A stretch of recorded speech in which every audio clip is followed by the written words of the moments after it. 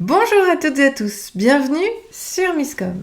Est-ce que comme ma communauté, vous vous demandez depuis quelque temps comment avoir finalement des vrais clients au sein de vos communautés parce que c'est loin d'être le cas pour tout le monde. C'est le sujet de la semaine sur Misscom et on a vu la première partie sur le pourquoi du comment mardi. Vous retrouverez ici la vignette de la vidéo.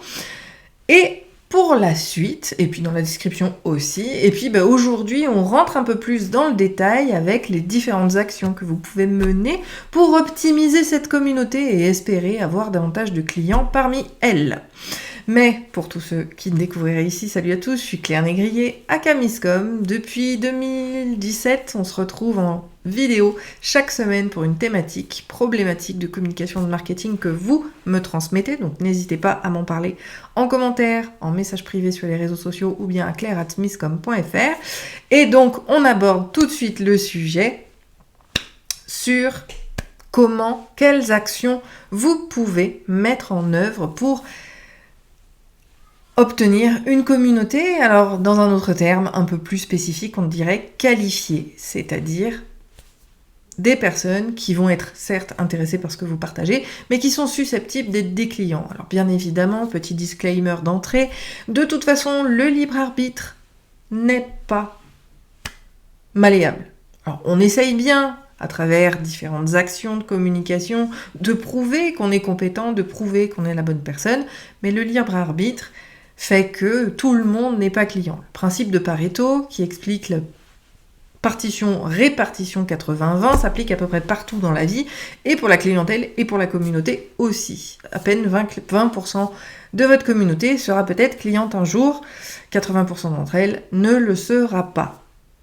Maintenant, ceci étant posé, on va essayer quand même d'optimiser ces 20%. Premièrement, donc, comment le faire ? Eh bien, c'est peut-être bête, mais c'est tellement évident que parfois on y pense pas, c'est d'inviter des profils qui correspondent à vos clients. Ne faites pas comme moi. Pour le coup, je suis un mauvais cordonnier, ou plutôt je suis un très bon cordonnier mal chaussé. Je n'invite jamais personne sur mon profil, hormis mes clients, puisque l'objectif de mon profil sert à ma relation client, pour pouvoir envoyer par le biais de Messenger des informations à ceux-ci et à celles-ci, puisque j'ai beaucoup plus de femmes que d'hommes. Il n'empêche que plus vous allez être acteur et inviter des profils qui correspondent à ceux de vos clients, maximise forcément le CQFD, c'est mathématique. Si le profil que j'invite fait partie de ma clientèle potentielle, il y a plus de chances qu'elle soit cliente un jour que celui, comme moi je fais, qui laisse venir. Alors cela dit, je trie aussi. Justement, deuxièmement de ce grand teint d'inviter et d'accepter finalement des profils qui correspondent à votre client cible, c'est bien évidemment cette notion de tri à l'entrée, à la fois donc dans l'invitation, on vient de le voir, mais également dans l'acceptation des invitations. Toujours, oui, c'est un travail de fourmi, il faut quand même le préciser. Ça implique que si c'est vous qui invitez, vous avez déjà échangé avec la personne. On fait pas de trucs à froid, ça sert à rien, c'est bullshit. Ça ne marche pas. Ça fait plus fuir qu'autre chose. Mais donc, on s'est rencontrés sur des groupes de discussion, sur des groupes thématiques, autour de la vôtre éventuellement, peu importe. On a déjà eu des échanges en commentaire. Donc, on connaît un peu la personne. On se dit qu'on est peut-être quelqu'un qui pourrait lui correspondre. Donc, on va l'inviter. Inversement, justement, vous répondez à ces interrogations et c'est cette personne-là qui va vous inviter. Faites toujours ce travail d'aller vérifier quand son profil est accessible, ou vous faites comme 94% des gens. Vous googlisez le nom, le prénom ou le nom de l'entreprise si vous l'avez déjà, ou en tout cas de la personne pour voir qui elle est, ce qu'elle fait et si elle correspond vraiment à la clientèle que vous ciblez. Ça, c'est super important. Toujours vérifier avec qui vous allez entrer en interaction. Parce que des gens que vous acceptez dans votre communauté et qui deviennent des fantômes bouffent juste votre visibilité à ceux qui pourraient être finalement intéressés. Deuxième propos et deuxième moyen, c'est le fait d'engager. Arrêtez d'être des fantômes. Je sais très bien que la communication, pour beaucoup, c'est le fait d'émettre un message et après on attend. Sauf que dans l'humanité, ça ne marche pas comme ça. Je fais toujours ce pendant. Remettez-vous par rapport aux interactions humaines, sur le plan social, sur le plan amoureux. Si vous n'avez pas de démarche active pour appeler les gens, vous passez aux oubliettes et vous vous retrouvez le jour de l'an avec plein de messages qui vous souhaitent la bonne année, mais vous ne savez pas qui est l'expéditeur. C'est exactement ça. D'ailleurs, tiens, si ça vous arrive chaque année, n'hésitez pas à mettre un pouce en l'air à cette vidéo. Engagez toujours. Vous avez plusieurs moyens de le faire. Envoyez un message d'accueil, ce que moi je fais à chaque fois qu'il y a quelqu'un qui rentre dans la communauté. Utilisez justement des posts pour pouvoir publier sur vos groupes, sur votre profil, sur votre page, la bienvenue à vos nouveaux arrivants. Et j'oublie aussi l'emailing, bien sûr. Vous pouvez également le faire à travers l'emailing parce que c'est une communauté à part entière. Il n'empêche que vous devez engager, proposer des choses, créer de l'interaction. Même si la demande vient de la personne, le meilleur moyen pour s'assurer de votre visibilité et que la personne fait partie des bonnes personnes pour votre communauté, c'est d'engager avec elle. Donc, n'hésitez pas, l'idée c'est pas de spammer, bien évidemment, mais d'aller voir un petit peu, vous renseigner, liker certains posts de cette personne parce que vous appréciez, parce que ça montre que vous vous intéressez à elle. On a horreur en tant qu'être humain d'être considéré comme un numéro et comme rien. Restez des humains, remettez de l'humain, on est dans l'interaction, encore une fois. Si je rencontre quelqu'un en soirée et que je suis toujours moi je, la personne va vite se barrer. Si je ne lui pose jamais de questions, en général, la discussion ne dure pas longtemps. Donc, c'est la même chose par rapport aux médias sociaux et même à l'email. Bref, le web marketing, ça reste dans cet esprit-là. Donc, engagez avec votre communauté. Troisième point, profitez des algorithmes. Et oui, on n'y pense pas assez. Là encore, l'idée, c'est de vous faire comprendre comment ça marche. Alors, c'est le fonctionnement aujourd'hui, au 19 octobre 2023. Les choses changeront peut-être dans le futur, donc attention si vous écoutez cette vidéo dans 4-5 ans, que sais-je, puisque je sais que les vidéos sont regardées même des années après. Aujourd'hui, les algorithmes, merci TikTok, ont pour objectif de proposer votre contenu au profil similaire à ceux qui engagent avec vous. Si vous engagez seulement avec vos proches de la famille, les algorithmes vont proposer vos contenus aux personnes qui ont les mêmes profils que ceux de votre famille, ce qui n'est pas forcément la cible de votre entreprise. Engagez avec des gens qui ont le profil du client type, ou en tout cas de ceux que vous visez comme client, et vous aurez, donc dans les suggestions, il faut dire ce qui est, vous apparaîtrez auprès des profils qui sont similaires à ceux avec lesquels vous engagez déjà. Ce qui va permettre de développer votre profil, de développer votre page, de développer votre groupe, de développer... Voilà, bon, là c'est vraiment au niveau du social media. Et c'est pareil pour tous les réseaux sociaux aujourd'hui, même si certains sont un peu à la traîne, c'est en cours de remodelage. Je vous rappelle qu'il y a des périodes très propices aux mises à jour des algorithmes, janvier, avril, juin, juillet, septembre, et après on recommence. Donc là, étant donné qu'il y a les nouveautés qui arrivent pour janvier, préparez toujours tout pour être sûr de viser juste et d'être le plus efficace possible. Quatrième façon d'obtenir une communauté de clients, encore une fois, on se le souhaite, c'est de trier. Et oui, encore une fois, je parle de tri régulièrement, mais c'est ultra important. Je comprends l'importance d'avoir quelques fans, donc là on va se servir de la famille, oui, mais dès lors qu'on a passé les stades obligatoires, 50 likes sur Facebook, 200 membres sur un groupe, on vire ceux qui voulaient juste nous aider. Pourquoi ? Je reviens à mon point 3.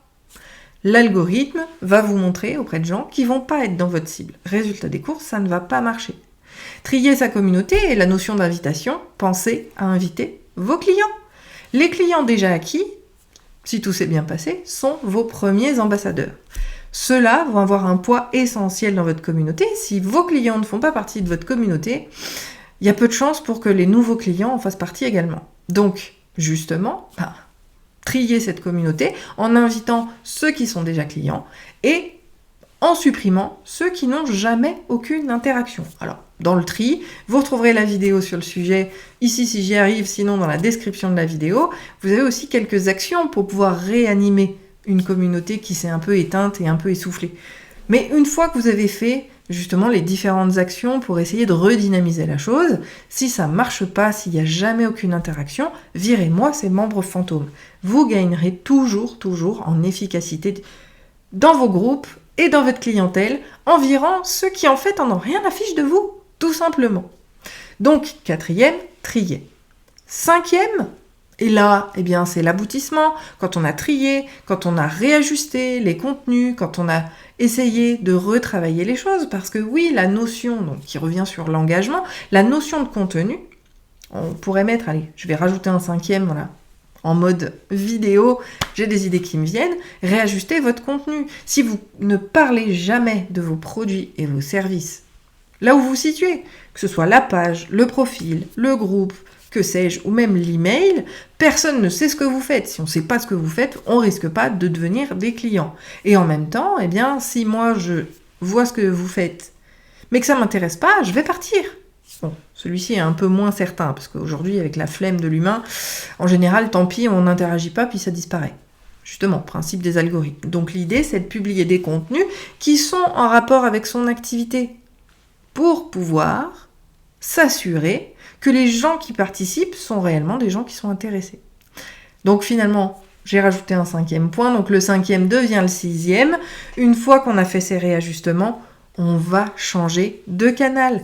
Bien souvent, ce n'est pas une histoire de message, ce sera une histoire de ciblage. Donc là, on va réévaluer, mais ça fait partie du point précédent. Et bien évidemment, malheureusement, du canal de diffusion.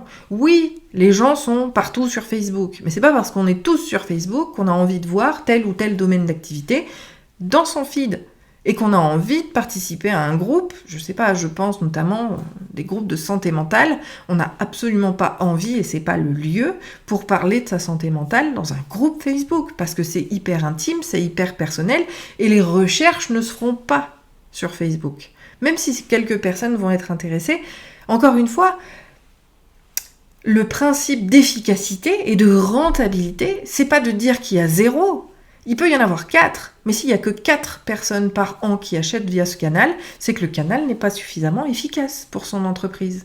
Donc, on va s'orienter vers d'autres canaux de distribution de votre contenu et de distribution de connexion avec les gens pour pouvoir voir si c'est mieux ailleurs. Mais ça, on l'aura compris, c'est vraiment en dernier recours que l'on va faire ce type de modification. Parce que, en général, quand vous avez décidé de vous mettre quelque part, c'est que vous en avez vu déjà, qu'il y a déjà des professionnels de votre domaine qui le font, pour qui ça éventuellement marche. Alors, ça sous-entend des analyses quand même un peu poussées, mais vous avez choisi normalement stratégiquement déjà vos réseaux. Donc, c'est vraiment le dernier point sur lequel on va réellement agir. Néanmoins, si on invite et on accepte que des profils qui font partie d'une clientèle potentielle, si on engage véritablement avec les gens, et ça c'est ultra important, et l'engagement c'est à la fois l'échange, c'est la réaction, c'est d'aller dans l'interaction avec eux sur Messenger, de leur proposer du contenu qui va réellement les intéresser. Si vous avez déjà fait ce tri et donc du coup vous avez des demandes dont les profils coïncident avec ceux qui existent déjà et que vous triez régulièrement, normalement, vous devriez avoir une communauté de clients davantage ciblée que ce que vous avez pu avoir. Et bien évidemment, on le revoit. Alors, le petit dernier pour la route, parce que je vois que la vidéo est bien assez longue, c'est de toujours revérifier. Faites les analyses, triez, regardez qu'est-ce qui marche pas, qui est là, qui réagit, qui ne réagit pas, justement, la notion de tri. Et vous faites ça à peu près tous les 90 jours, s'il vous plaît. Parce que c'est comme ça qu'on arrive à avoir des statistiques qui vont être justes et propices à la prise de décision. Inférieur à 90 jours, ça ne sert à rien sur les médias sociaux. Et je dirais un peu pareil pour l'email, parce qu'on n'est pas tous, et puis avec le monceau de mails, enfin personnellement j'en reçois 200 en moyenne par jour. Donc 2-3 fois, je peux louper un message, et puis finalement je vais y revenir, je vais faire une recherche, je vais regarder. Laissez le temps aussi à vos actions de faire effet. Bref, ceci était un autre sujet que vous retrouverez aussi dans la description de cette vidéo. Si celle-ci vous a plu, n'hésitez pas à y mettre un pouce en l'air. Si vous faites partie de ceux, justement, qui aimeraient interagir un peu plus, pareil, mettez-moi votre expérience aux commentaires. Qu'est-ce que vous vivez? On est là pour échanger, même si c'est moi qui parle. L'idée, c'est qu'on échange encore en commentaire, donc je compte sur vous.